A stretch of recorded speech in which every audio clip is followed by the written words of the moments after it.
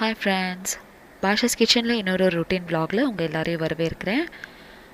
இந்த vlogல இன்னைக்கு நம்ம பார்க்க போறது என்னோட Monday and Tuesday ஓட routine vlog. So dinner to dinner vlog தான் இந்த வீடியோல உங்க கூட ஷேர் பண்ணிருக்கேன். வாங்க வீடியோக்குள்ள போலாம்.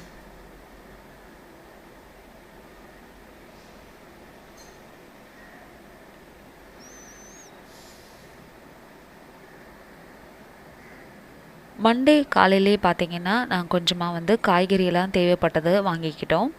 ஸோ பக்கத்துலேயே எங்களுக்கு இப்போல்லாம் காய்கறி கிடைக்கிது அப்படின்றதுனால அங்கேயே கொஞ்சம் கொஞ்சமாக வாங்கிக்கிறோம். காய்கறியெல்லாம் வாங்கினதுக்கப்புறமா எல்லாத்தையும் ஒரு பாத்திரத்தில் தண்ணி விட்டு அதில் மஞ்சள் உப்பு போட்டு நல்லா சானிடைஸ் பண்ணி எடுத்து வச்சிட்ருக்கேன். காய்கறி இந்த மாதிரி ஈரம் பண்ணிவிட்டு அதுக்கப்புறமா ஆற வச்சு காய வச்சு அதுக்கப்புறமா ஃப்ரிட்ஜில் எடுத்து வைக்கிறேன். ஆனால் இந்த மாதிரி காய வச்சு எடுத்து வச்சாலுமே ஃப்ரிட்ஜில் எனக்கு காய்கறியெல்லாம் கொஞ்சம் கெட்டு போகிற மாதிரியான ஒரு இது இருக்குது. அது காய்கறியோட ஃப்ரெஷ்னஸ் குறையுது. நம்ம அதுக்கு பதிலாக ஃப்ரிட்ஜில் வைக்காமல் அப்படியே கூட வெளியே வச்சிடலாம் போலக்கு அந்த மாதிரி இருக்குது. ஆனால் இதுக்கு ஆல்டர்னேட்டாக என்ன பண்ணுறது அப்படின்றது தெரியல. ஏன்னா இப்போ காய்கறி நம்ம வெளியே இருந்து வாங்கிட்டு வந்தது எல்லாத்தையும் சானிடைஸ் பண்ணாமல் உள்ளே வைக்க முடியல. அதனால் இப்போ எல்லாத்தையும் ஈரம் பண்ணிவிட்டு அதுக்கப்புறமா காய வச்சுட்டு ஃப்ரிட்ஜில் வச்சாலுமே ஒரு 2-3 டேஸில் பார்த்தீங்கன்னா அதோடய ஃப்ரெஷ்னஸ் ரொம்ப சீக்கிரமாக கம்மியாயிருது. துணியில் நல்லா தொடச்சி அதுக்கப்புறமா தான் எடுத்து வச்சேன். இருந்தாலும் கொஞ்சம் காய்கறியெல்லாம் அந்த மாதிரி தான் இருந்தது. ஒரு அவரைக்காய் ரொம்ப சீக்கிரம் கெட்டு போயிடுச்சு ஒரு 2 நாள்லேயே. ஆனால் உடனே அதை நான் பொரியல் செஞ்சுட்டேன். அதனால் கொஞ்சம் பரவாயில்ல. காய்கறிலாம் நல்லா காய வச்சுட்டு நான் அதுக்கப்புறமா ரெஃப்ரெஷ் ஆகிட்டு அதுக்கப்புறமா இப்போது லஞ்சுக்கு தேவையானது எல்லாத்தையும் இங்கேயே உட்காந்து அப்படியே கட் பண்ணிட்டேன்.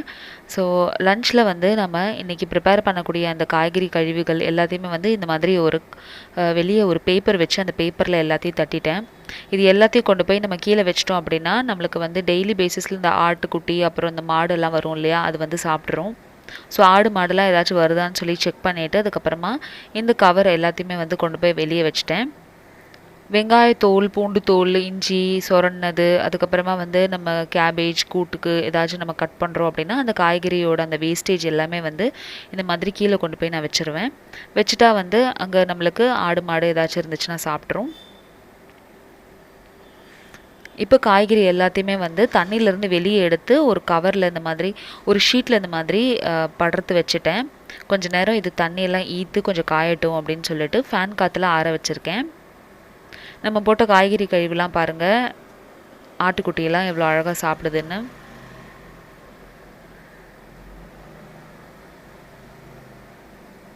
மத்தியானம் இன்றைக்கி லஞ்சில் ரொம்ப சிம்பிளான சமையல் தான் பண்ணியிருந்தேன். சாம்பார் வச்சுட்டு பீன்ஸ் பொரியல் பண்ணியிருந்தேன்.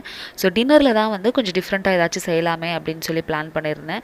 ஸோ டின்னரில் இன்றைக்கி நம்ம ராகி கொழுக்கட்டை செய்ய போகிறோம். ராகி கொழுக்கட்டை செய்கிறதுக்கு 1 கிளாஸ் அளவுக்கு தண்ணியை ஒரு பேனில் சேர்த்துட்டு கொஞ்சமாக வெதுன்னு சூடானதுக்கப்புறமா எந்த கிளாஸில் தண்ணி அளந்து ஊற்றிருக்கோமோ அதே கிளாஸில் ராகி மாவு சேர்த்துக்கோங்க. ஃப்ளேம் லோவில் வச்சுக்கோங்க.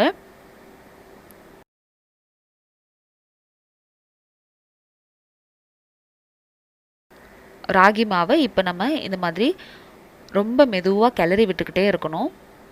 தண்ணியெலாம் ஈத்து இது நம்மளுக்கு மாவு கொழுக்கட்டை மாவு பிசைகிற அந்த பதத்துக்கு வந்துடும். உங்களுக்கு அடியில் கொஞ்சம் பிடிக்கிற மாதிரி இருந்துச்சுன்னா 1 டீஸ்பூன் அளவுக்கு எண்ணெய் விட்டுக்கலாம். பெரிய கரண்டி போட்டு இந்த மாதிரி கிளறதோட சின்னதாக ஸ்பூன் போட்டு கிளறினீங்கனாலும் இன்னும் ரொம்ப நல்லா இருந்துச்சு. கொஞ்சம் நம்மளுக்கு அது எடுத்து இந்த மாதிரி கிளறதுக்கு ஈஸியாக இருந்துச்சு.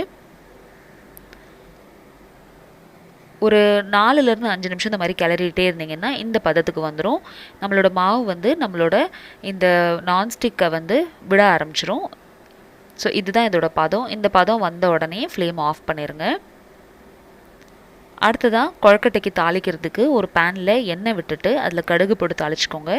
கடுகு பொரிஞ்சதுக்கப்புறமா உளுந்தம்பருப்பு அப்புறம் கடலைப்பருப்பு சேர்த்துக்கிறேன். சின்ன வெங்காயம் பொடி பொடியாக நறுக்குனது சேர்த்துக்கோங்க. ஒரு 3லேருந்து 4 நிமிஷத்துக்கு இதை வதக்கிக்கலாம். அடுத்தது கருவேப்பிலை அப்புறம் பச்சை மிளகாய் சேர்த்துக்கிறேன். இப்போ இதை நம்ம ராகி கொழுக்கட்டை மாவு வச்சுருக்கோம் இல்லையா, அந்த மாவோட நம்ம மிக்ஸ் பண்ணிக்க போகிறோம்.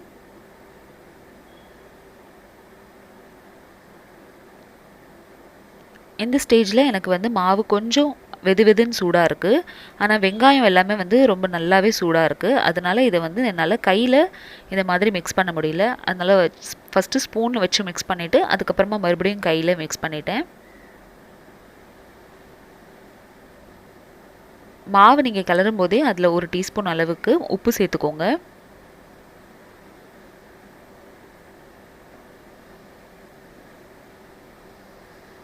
எல்லாத்தையும் நல்லா பரட்டி இந்த மாதிரி நம்மளுக்கு சப்பாத்தி மாவு பதத்துக்கு இந்த மாதிரி வந்துடணும். அவ்வளோதான். இப்போ இதை வந்து நம்ம கொழுக்கட்டையை பிடிக்க போகிறோம். கொழுக்கட்டை பிடிச்சு அதை வந்து வேக வைக்கிறதுக்கு இட்லி பாத்திரம் ஃபஸ்ட்டு சூடு பண்ணிக்கோங்க. அடுத்ததாக நம்ம வந்து பிடி கொழுக்கட்டை தான் செய்ய போகிறோம் அப்படின்றதுனால உங்களுக்கு என்ன சைஸில் வேணுமோ அந்த மாதிரி எடுத்து நீங்கள் இந்த மாதிரி பிடிச்சிக்கலாம். இது நான் வந்து இன்றைக்கி டின்னருக்கு ப்ரிப்பேர் பண்ணியிருக்கேன். உங்களுக்கு வேணும் அப்படின்னா இதை நீங்கள் பிரேக்ஃபாஸ்ட்டுக்கும் செஞ்சு பார்க்கலாம். இந்த மாவுலே வந்து கொஞ்சம் கொழுக்கட்டைக்கும் கொஞ்சம் வந்து நான் வந்து அடைக்கும் எடுத்து வச்சுட்டேன். இதே மாவில் நீங்கள் அடை தட்டையும் சாப்பிட்லாம், ரொம்ப நல்லாயிருக்கும். ஹஸ்பண்ட்க்கு வந்து கொழுக்கட்டை பிடிக்காது அப்படின்றதுனால நான் எனக்கு மட்டும் கொழுக்கட்டை செஞ்சுட்டு பாக்கியை வந்து அடைக்கு செஞ்சுட்டேன். இதுக்கு சைட் டிஷ்க்கு வேர்க்கடலை அப்புறம் வந்து பொரிகடலை ரெண்டும் சேர்த்து இன்றைக்கி நான் வந்து சட்னி அரைக்க போகிறேன். வேர்க்கடலை 1 டீஸ்பூன் அளவுக்கு எண்ணெய் விட்டுட்டு பொரிகடலை அப்புறம் 2-3 சின்ன வெங்காயம் 2-3 காஞ்ச வெத்தல் போட்டு 1 துண்டு இஞ்சி போட்டு இதை நம்ம அரைச்சோம் அப்படின்னா அந்த சட்னி ரெடி ஆயிரும். ஒரு 5-7 நிமிஷத்தில் நம்மளோட ராகி கொழுக்கட்டையெல்லாம் ரெடி ஆயிடுச்சு. இந்த டின்னர் ரெசிபி நீங்களும் ட்ரை பண்ணி பார்த்துட்டு உங்களுக்கு எப்படி வந்துச்சு அப்படின்றத கமெண்ட் செக்ஷனில் சொல்லுங்கள். அண்ட் இந்த வீடியோ உங்களுக்கு பிடிச்சிருந்துச்சுன்னா இந்த வீடியோக்கு லைக் கொடுங்க. சேனல் ஃபர்ஸ்ட் டைம் பார்க்குறீங்கன்னா கண்டிப்பாக சப்ஸ்கிரைப் பண்ணுங்கள். ராகியை இந்த மாதிரி நம்ம டின்னரில் வந்து கொஞ்சம் லைட் டின்னராக சாப்பிடணும் அப்படின்னு நினைக்கும் போது யூஸ் பண்ணி சாப்பிட்டு பார்க்கலாம். நெக்ஸ்ட் டே மார்னிங் வந்து நான் க்ராசரியில் வாங்கின இந்த கோதுமை மணியை வந்து எடுத்துகிட்டு போய் அரைச்சி மாவாக வந்து நம்ம எடுத்துகிட்டு வந்துடலாம் அப்படின்னு சொல்லிட்டு ஒரு பக்கெட்டில் இந்த கோதுமை மணியை சேர்த்துட்டு என்னோடய ஹஸ்பண்ட் கிட்ட கொடுத்துட்டேன். அவங்க மில்லில் போய் அரைச்சி எடுத்து கொடுத்துட்டாங்க. க்ராசரி வாங்கும்போது நிறைய பேர் சொல்லியிருந்தீங்க இது நீங்கள் எப்படி மாவாக அரைப்பீங்க அப்படின்னு சொல்லிட்டு. இது ஒரு 2-3 மணி நேரத்துக்கு வெயிலில் கொஞ்சம் காய வச்சுருங்க. காய வச்சுட்டு அதுக்கப்புறமா அப்படியே இந்த பாக்ஸோடு எடுத்துகிட்டு போய் அரைச்சி எடுத்துகிட்டு வந்துடுவாங்க. சில சமயம் இதில் வந்து வெள்ளை கொண்டக்கடலை நான் சேர்த்துக்குவேன். இந்த தடவை என்கிட்ட வெள்ளை கொண்டக்கடலை இல்லை, அதனால நான் வெறும் மாவு தான் இந்த மாதிரி அரைச்சி எடுத்துக்கிட்டேன். இன்றைக்கி மார்னிங் பிரேக்ஃபாஸ்ட்டில் பார்த்தீங்கன்னா நான் ஃப்ரூட்ஸ் எடுத்துக்கிட்டேன். நான் வந்து இப்போ இன்டர்மினன்ட் ஃபாஸ்டிங்கில் இருக்கேன் அப்படின்றதுனால மார்னிங் வந்து பிரேக்ஃபாஸ்ட் 11 o'clock தான் சாப்பிடுவேன். ஸோ பிரேக்ஃபாஸ்ட்டில் இன்றைக்கி வந்து ஒரு கொய்யாப்பழம், ஒரு பேரிக்காய், அப்புறம் வந்து ஒரு சப்போட்டா பழம் சாப்பிட்ருக்கேன். ஸோ இந்த இன்டர்மினன்ட் ஃபாஸ்டிங்கில் வந்து என்னென்ன யூசேஜ் இருக்குது, இதனால் வந்து எப்படி வந்து நம்ம சீக்கிரமாக வெயிட் லாஸ் பண்ணலாம் அப்படின்ற வீடியோ வந்து உங்களுக்கு கூடிய சீக்கிரத்தில் போடுறேன்.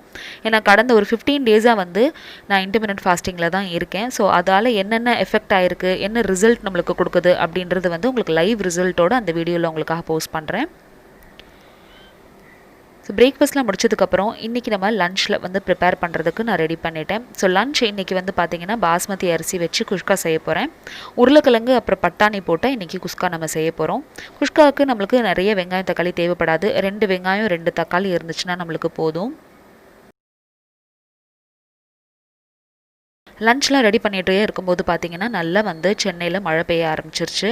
ஸோ நல்ல இதமான மழையில் வந்து பாஸ்மதி அரிசி பிளெயின் குஷ்கா ரைஸ் செஞ்சுட்டு அதுக்கு சைட் டிஷ்க்கு ரைத்தா அப்புறம் வந்து முட்டை மசாலா செஞ்சுக்கலாம் அப்படின்னு பிளான் பண்ணியிருந்தேன். ஸோ வானம் பாருங்கள் எவ்வளோ கருமேகமாக இருக்குதுன்னு. நல்ல மழை பெஞ்சிட்டு இருந்துச்சு. ஒரு கண்டினியூஸாக ஒரு 2 to 3 hours கிட்ட நல்ல மழை பெஞ்சிருக்கும்.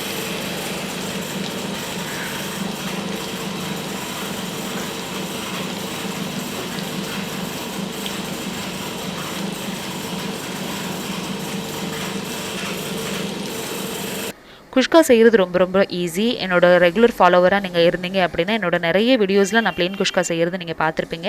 இது நீங்கள் வந்து ஃபஸ்ட் டைம் பார்க்குறீங்க அப்படின்னா வந்து நான் அப்போயும் சொல்லிடுறேன் இது எப்படி செய்யணும் அப்படின்னு. பேனில் எண்ணெய் விட்டுட்டு பட்டை கிராம்பு போட்டு தாளிச்சிட்டு நீளமாக நறுக்குன வெங்காயம், தக்காளி, அப்புறம் உருளைக்கிழங்கு, பட்டாணி எல்லாத்தையும் போட்டு நல்லா அந்த மாதிரி வதக்கிக்கோங்க. பட்டாணி வந்து எனக்கு ஃப்ரெஷ் பீஸ் கிடைக்கல. இது வந்து பச்சை பட்டாணி. நம்ம வந்து கொஞ்சம் இது தண்ணியில் ஊற வச்சுட்டு அதுக்கப்புறமா சேர்ப்போம் இல்லையா, அந்த பட்டாணி தான். இப்போ அடுத்ததான் இஞ்சி பூண்டு பேஸ்ட் சேர்த்துட்டு எல்லாத்தையும் நல்லா அந்த மாதிரி வதக்கி விட்டுக்கோங்க. இஞ்சி பூண்டு பேஸ்ட் போட்டு இந்தளவு வதங்கினதுக்கப்புறமா இதில் நம்ம காரத்துக்கேற்ப வெறும் மிளகாத்தூள் அப்புறம் வந்து கொஞ்சம் உப்பு சேர்த்துக்கிறோம். 2 பச்சை மிளகா சேர்த்துக்கோங்க. அதையும் எல்லாத்தையும் நல்லா வதக்கி விட்டுக்கோங்க.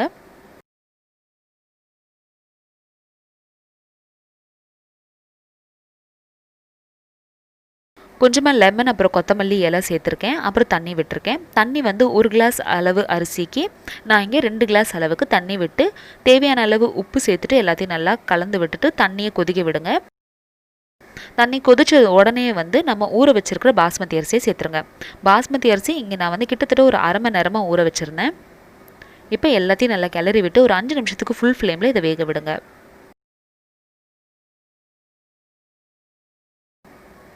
5 நிமிஷத்துக்கு அப்புறம் மறுபடியும் வந்து இதை ஓப்பன் பண்ணிவிட்டு லைட்டாக நம்ம கிளறி விட போகிறோம். சாப்பாடு பாருங்கள் 50% வரைக்கும் நம்மளுக்கு வெந்திருக்கும். ஆனால் நம்மளுக்கு இந்த அளவுக்கு கொஞ்சம் தண்ணி இருக்கும். இதை வந்து இப்போ நம்ம மறுபடியும் மூடி வச்சு ஒரு 5 நிமிஷம் ஃபுல் ஃப்ளேமில் வேக வைக்க போகிறோம். 5 நிமிஷம் ஃபுல் ஃப்ளேமில் வேக வச்சதுக்கு அப்புறமா இதை ஓப்பன் பண்ணிவிட்டு தம்மில் வச்சிடலாம். ஒரு பெரிய மூடி இந்த மாதிரி போட்டுட்டு ஸ்டீம் வந்து வெளியே போகாமல் இருக்கிறதுக்கு அதுக்கு மேலே இந்த கிளாஸ் மூடியை போட்டுறேன். ஒரு 4 நிமிஷத்துக்கு அப்புறமா ஃப்ளேமை ஆஃப் பண்ணிடுங்க. அவ்வளோதான். ஒரு 20 மினிட்ஸ் தம்மில் இருந்ததுக்கப்புறமா பாருங்கள் நம்மளோட உருளைக்கிழங்கு போட்ட பட்டாணி போட்ட குஷ்கா தயாராகிடுச்சு. இந்த வீடியோ vlog உங்களுக்கு பிடிச்சிருந்துச்சு அப்படின்னா இந்த வீடியோக்கு லைக் கொடுங்க. சேனல் ஃபர்ஸ்ட் டைம் பார்க்குறீங்கன்னா கண்டிப்பாக சப்ஸ்கிரைப் பண்ணுங்கள். இந்த மாதிரி மழை காலத்தில் சூப்பராக இந்த மாதிரி நீங்களும் குஷ்கா ரைஸ் செஞ்சுட்டு அதுக்கு சைட் டிஷ்க்கு வெறும் முட்டை, அப்படி இல்லைன்னா முட்டை மசாலா நீங்கள் ப்ரிப்பேர் பண்ணிக்கலாம். கொஞ்சமாக வந்து வெங்காயம் கட் பண்ணி அதில் வந்து நான் வெங்காய ராயத்தாவும் செஞ்சுட்டோம். ஸோ குஷ்காவுக்கு வெங்காய ராயத்தா ரொம்ப ரொம்ப நல்லாயிருக்கும். உங்களுக்கு பிளெயின் முட்டை பிடிக்கல அப்படின்னா எண்ணெய் விட்டுட்டு வெறும் மிளகாத்தூள், உப்பு, மஞ்சத்தூள், அப்புறம் பூண்டு சேர்த்துட்டு இந்த மாதிரி கொஞ்சம் வதக்கிக்கோங்க.